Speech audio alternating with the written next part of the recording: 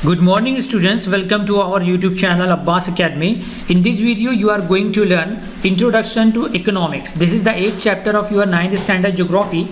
So इस video के देखने के बाद आप क्या क्या सीखोगे? The meaning of economics, the application of economics, economics क्यों पढ़ना है, economics के scopes क्या है फ्यूचर में, then the functions of economics, types of economics, कितने टाइप्स है, like capitalist, socialist and mix economy, factor affecting the economy, and at the last is a functions of economy. So watch this video till and.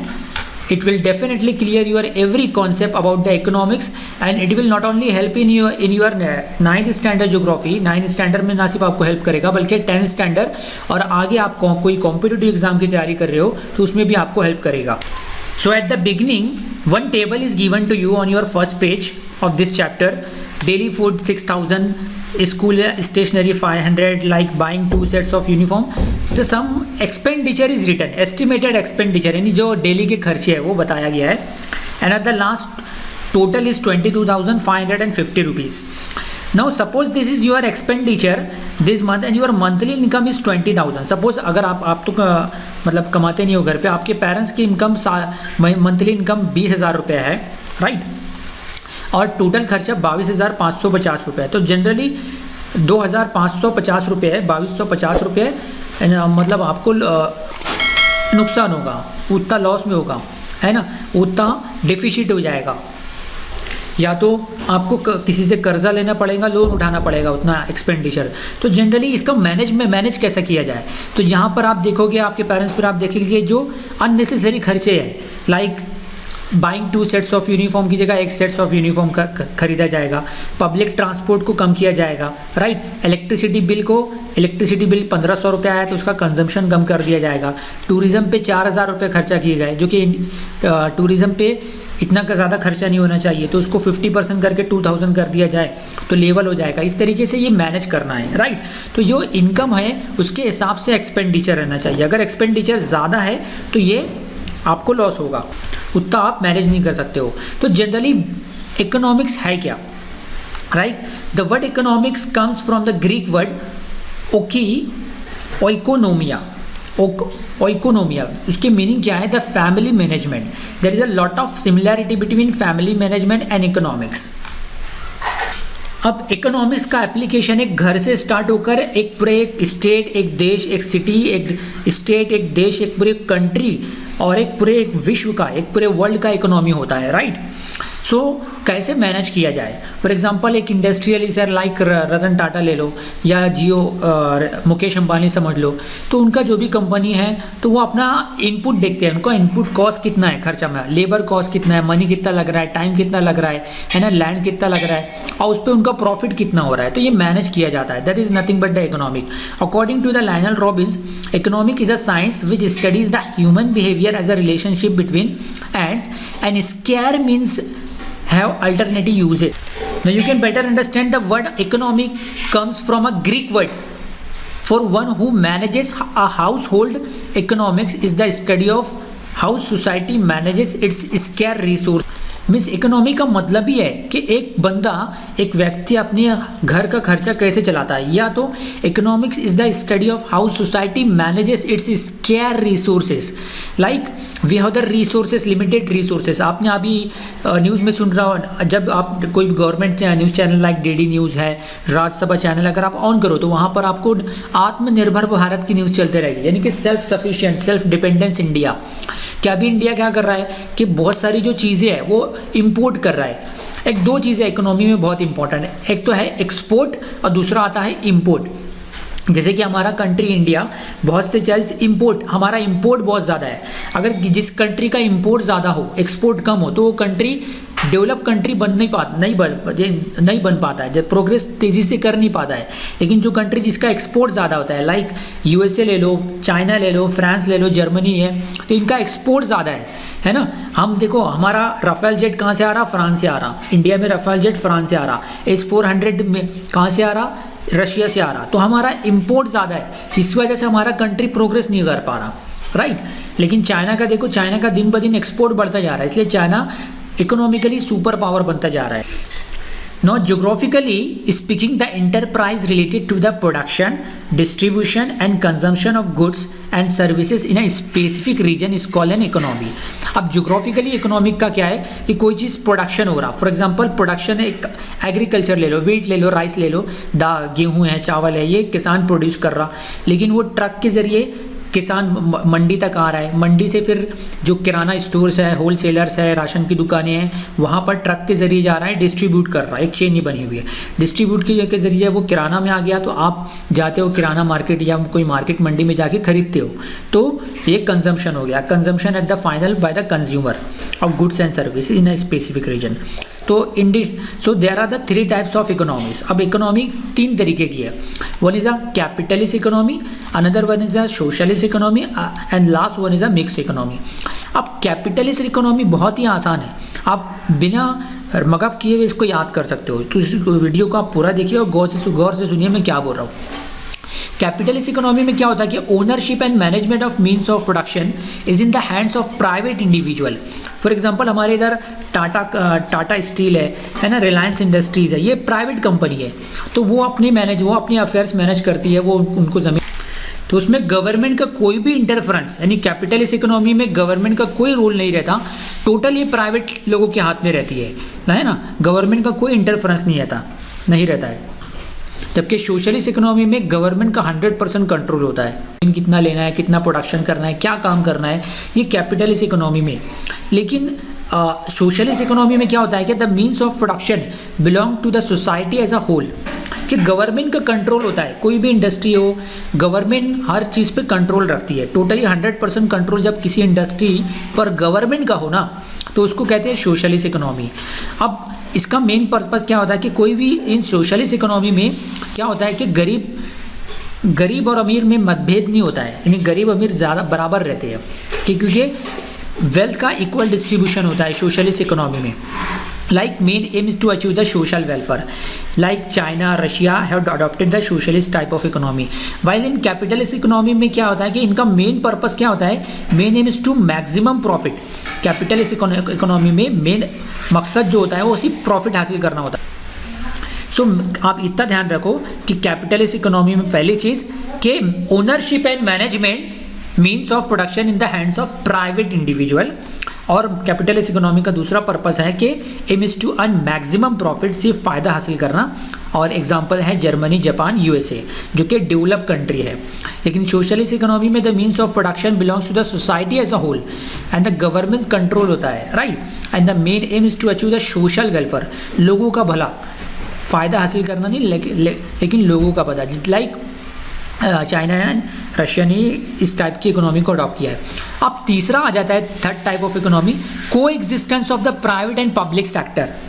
जैसे कि for example हमारे country में एक Tata steel भी है, रिलायंस जियो भी है, साथ साथ में BSNL भी है, कि government company plus private companies दोनों म्यूचुअल पब्लिक प्राइवेट पार्टनरशिप होता है। कभी भी वर्ड पब्लिक आए ना तो पब्लिक मतलब गवर्नमेंट कंपनी, तो पब्लिक प्राइवेट पार्टनरशिप होता है इंडिया में। अब balance between the profit and social welfare is met, right.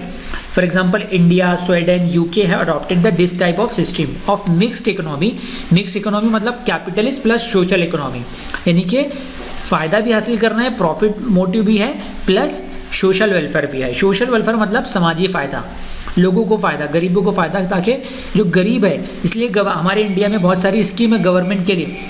Government has introduce the lot of scheme for the poor, like Jan Dhan, आपने सुना होगा जनधन योजना एंड प्रधानमंत्री फसल बीमा योजना, और उसके बाद बहुत सारे गरीबों को मिड डे मील स्कीम है, जो गवर्नमेंट स्कूल है तो वहाँ पे बच्चों को फ्री में खाना दिया जाता है, फ्री में एजुकेशन है up to the high school level.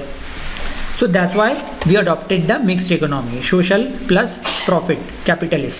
अब next important चीज़ है factors affecting an economy. अब क्या क्या फैक्टर्स है, लाइक पॉलिटिकल सेवेरिटी। लाइक आपने देखा होगा कि गवर्नमेंट 2014 से जैसी बदली है, मोदी गवर्नमेंट आई है, बहुत सारी चेंजेस, लाइक प्लानिंग कमीशन को ख़त्म करके नीति आयोग ला लिया गया है ना, जनधन योजना, नोटबंदी, GST, बहुत सारी नई नई चीज़ें आई, CRR कानून आया, CA सिटीजनशिप अमेंडमेंट एक्ट आया, बहुत तेज़ी से तब्दीली आ रही है, बहुत तेज़ी से चेंजेस आ रहा है, राइट। तो ये पॉलिटिकल सेवेरिटी, ये फैक्टर्स जो कि अफेक्ट करते हैं इकोनॉमी को।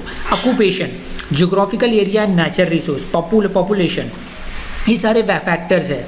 अब देखो कि दुनिया में सबसे ज़्यादा पॉपुलस कंट्री जो है ना वो चाइना है, नेक्स्ट नंबर पे हमारा कंट्री इंडिया आता है। तो that is the reason behind that. India में क्या है कि ज़्यादातर लोगों का ऑक्यूपेशन जो है एग्रीकल्चर फील्ड से है। More than 50-60% peoples of India join और connected concern with the agriculture occupation, उनका एग्रीकल्चर ऑक्यूपेशन है। लेकिन चाइना जो है, चाइना में ज़्यादातर लोग मैन्युफैक्चरिंग सेक्टर से है। इसलिए देखिए आज हाँ सबके पास जो है MI के मोबाइल है, रेडमी के मोबाइल है। कहाँ से आ रहा है? इसका पेरेंट कंपनी चाइना है, राइट। तो China is putting more emphasis on the manufacturing sector, और जिस कंट्री का मैन्युफैक्चरिंग सेक्टर ज़्यादा हो ना तो वहाँ पर लोगों को रोज़गार मिलता है, लोगों को एम्प्लॉयमेंट मिलता है। इसकी वजह से वहाँ की इकोनॉमी तेज़ी से बढ़ रही है, इसलिए चाइना की इकोनॉमी तेज़ी से बढ़ रही है। चाइना अमीर बनता जा रहा है, चाइना सुपर पावर बनता जा रहा है, राइट। और geographical area nature, like for example India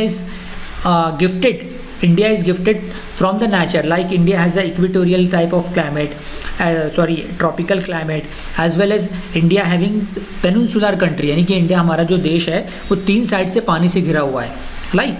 तो हमारा ट्रेड एंड कॉमर्स फ्लोरिश होता है। पॉपुलेशन जो है, डेमोग्राफिक डिविडेंड, अभी आप 10th स्टैंडर्ड में जाओगे तो सीखोगे कि हमारा मोस्टली पॉपुलेशन जो है वो young, India is also known as a young country, क्योंकि इंडिया में यंग पॉपुलेशन ज़्यादा है, जबकि दुनिया के डिफरेंट कंट्रीज़ में जो यंग पॉपुलेशन है उनका रेशो बहुत ही, उनका परसेंटेज बहुत ही कम है, राइट। तो these are the factor that affect the economy of any country. Next आ जाता है कि Adam Smith is known as the father of economics. उन्होंने एक बुक लिखा था, the book name is the wealth of nation, यानी देश की दौलत, publish in 1776, and he has defined economic as the science of wealth. Economics क्या है? एक साइंस ऑफ वेल्थ है, right. Now always remember, economics is an important social subject. We use economics on a large scale in agriculture, trade, finance, administration, law and in our daily life. Economic का application हर जगह है। आप देखो कि अगर आप commerce लेते हो 10 के बाद, तो आपका टोटली जो सब्जेक्ट रहेगा इकोनॉमिक्स से रिलेटेड रहेगा, है ना। आपने सुना होगा शेयर मार्केट, GDP, GNP, ये सारी चीज़ें इकोनॉमिक्स से रिलेटेड है। Economics hold and paramount importance in the social development of humans. अब ग्लोबलाइजेशन ऑफ इकोनॉमी क्या है? You know the global word आया मतलब कि पूरा विश्व, पूरा वर्ल्ड, पूरी दुनिया, globalization of the economy. The recent economic policies are taking the economic towards globalization. अब you know globalization means मतलब whole world become a global village, पूरी दुनिया जो है एक विलेज बन गई है। अब due to internet penetration, internet का इस्तेमाल तेज़ी से बढ़ रहा है, स्मार्टफोन का इस्तेमाल तेज़ी से बढ़ रहा है। तो नाउ वी कैन, आपने लास्ट ईयर सुना होगा कि अभी तो इंडियन गवर्नमेंट ने क्लब फैक्ट्री पे बैन लगा दिया है। हम चाइना से कोई भी चीज़ मंगा सकते थे due to club factory, right. हम इवन हमारे कोई भी चीज़ बेच सकते हैं फॉरेन नेशन, अमेरिका में, जापान में कोई भी चीज़ बेच सकते हैं। ये क्यों, कैसे पॉसिबल है? Due to globalization. So globalization means a building a world economy. World economy is a borderless economy in which natural resources, profit, services, capital, labor and technology flow freely across borders of the countries. अब ये तो ठीक है, technology वगैरह net के ज़रिए चले जाएगी, लेकिन लेबर कैसे जा रहा है? अब देखिए क्या होता है, क्या पुणे, मुंबई, नासिक में, दिल्ली में, जो नोएडा है, हमारे जो देश के बड़े बड़े महानगर है, तो वहाँ पर क्या है, BPO इंडस्ट्रीज़ है, बिजनेस प्रोसेस आउटसोर्सिंग है, मल्टीनेशनल कंपनीज़ है। वहाँ पर जो इंजीनियर बैठे हुए हैं वो अपनी सर्विस कहाँ दे रहे हैं? अमेरिकन कंपनी को दे रहे हैं। वो इंडिया में बैठे हैं, फिजिकली इंडिया में है, लेकिन उनको service due to internet, through the internet they are providing their services to the America, UK, US, European countries, and we are earning. Service देके हम डॉलर में इनकम कमा रहे हैं। सो इससे इस तरीके से हमारी इकोनॉमी फ्लरिश हो रही है, बढ़ रही है, बूस्ट हो रही है। Now globalization means aligning the countries economy. अब ग्लोबलाइजेशन का मीनिंग क्या है? Globalization means the aligning the countries economy with the world economy. किसी एक देश की इकोनॉमी को पूरी दुनिया की इकोनॉमी से जोड़ देना, इसका मायने है, ये बोलते हैं ग्लोबलाइजेशन को। Globalization means to connect the country's economy, like such as to connect the India's economy with the world's economy is known as globalization. There is a free trade and all the, आपने सुना होगा SAFTA, south Asian free trade agreement. ये SAFTA मतलब जितने भी south Asian nation है, Asia में, Asia is the largest continent, आपको पता है। Asia is the largest continent, उसमें बहुत सारे कंट्रीज़ है, करीब 40-50 कंट्री है। तो उसमें साउथ एशिया आता है, India is a part of the south Asia. तो साउथ एशिया में बहुत सारे कंट्री आते हैं। तो उन्होंने ये डील करी है कि अब साउथ एशिया में जितने कंट्री है तो वो अपना ट्रेड एंड कॉमर्स बिना किसी टैक्स के कर सकते हैं। कि अगर इंडिया अपना माल सपोज अगर सिंगापुर भेज रहा है या मलेशिया भेज रहा है तो वहाँ पर टैक्स नहीं लगेगा, और मलेशिया का माल इंडिया में आ रहा है तो उस पर टैक्स नहीं लगेगा। Now the last one is the function of an economy. The main function, every country has a different economy. Like India की जो मोस्टली इकोनॉमी डिपेंड है वो एग्रीकल्चर पर है, क्योंकि हमारी आज़ादी के बाद से है। फ्रॉम एंशियंट टाइम्स इंडिया में एग्रेरियन लैंड ज़्यादा है, ज़्यादातर लोग जो है, हमारा महाराष्ट्र भी देखो, Maharashtra is a industrialist state, उसके बावजूद भी महाराष्ट्र में बहुत सारे लोग एग्रीकल्चर फील्ड से, आप जरा से आप सिटी से बाहर निकल के देखोगे तो आपको एडजेसेंट में खेत नज़र आएगा, फार्म नज़र आएगा। तो मोस्टली पीपल्स आर डायरेक्टली और indirectly connected with the agriculture. Like इसका मेन मोटिव क्या है, मेन फंक्शन क्या है, deciding the product and quantity of its production.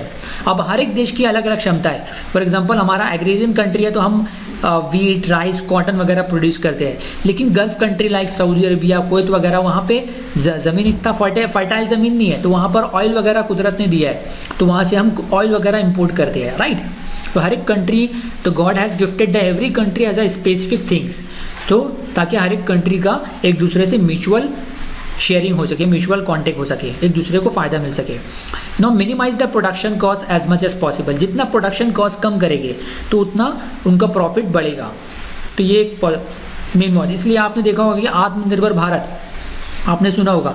तो इसमें क्या है कि government is deciding, the present Modi government is putting more emphasis to produce instead of purchasing from the another country. जो चीज़ हम फॉरेन से इंपोर्ट करते हैं लाइक मोबाइल, तो मोबाइल इंडिया में ही मैन्युफैक्चर हो, इंडिया में ही बने उसके पार्ट्स, तो इंडियंस पीपल को जॉब मिलेगा, इंडिया की इनकम बढ़ेगी, राइट। अब हम ज़्यादातर जो है ऑयल वगैरह इंपोर्ट करते हैं, तो इसलिए गवर्नमेंट क्या कर रही है, putting more emphasis on electrical vehicle as well as. एक टाइम आएगा आज से 10-15 साल बाद, इट माइट बी प्रोटेक्शन, कि हमारी जो ज़्यादातर जो गाड़ियाँ है वो इलेक्ट्रिक बैटरी पे या सोलर एनर्जी पे चलेगी। सोलर से वो पूरा रिचार्ज हो जाएगी बैटरी और फिर उस पर रन करेंगे, पेट्रोल वगैरह का इस्तेमाल ही बंद हो जाएगा। क्योंकि पेट्रोल वगैरह से क्या होता है कि कार्बन डाइऑक्साइड इमिट हो रहा है, that is the green house gas, और it lead to the global warming. And distribution of national income according to the social and economic justice, कि कोई, इसलिए हमने मिक्स इकोनॉमी को अपनाया कि कोई अमीर ज़्यादातर अमीर ना हो जाए और गरीब ज़्यादा गरीब ना हो जाए, दोनों में जो देश की दौलत है वो इक्वल डिवाइड हो।